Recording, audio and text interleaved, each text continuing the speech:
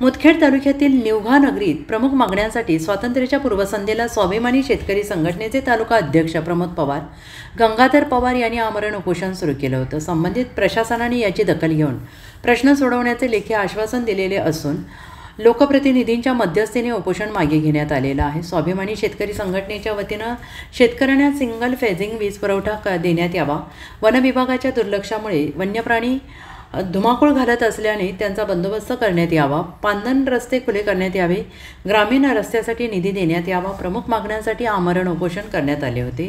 महावितरण कंपनीचे सहाय्यक अभियंता पंकज देशमुख, संबंधित कंत्राटदार अभियंता यांनी उपोषण स्थळास भेट देऊन शेतकऱ्यांना सिंगल फेजिंग विद्युत पुरवठा 2 महिन्यात मिळणार असल्याचं लेखी आश्वासन दिलेलं आहे।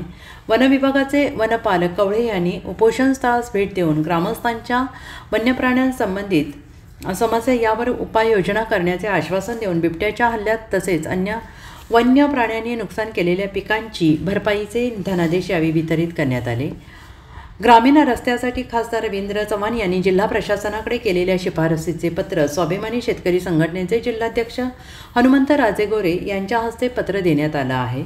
प्रमुख मागण्यांसंदर्भात सकारात्मक चर्चा करून समस्या सोडवण्याचे लेखी आश्वासन मिळाल्यानंतर आमरण उपोषण मागे घेण्यात आले आहे।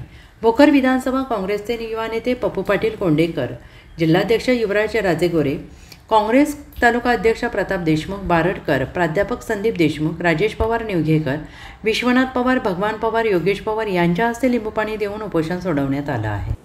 दिवसभरातील घडामोडींचा आढावा घेण्यासाठी पाहत रहा N24 मराठी न्यूज चॅनल।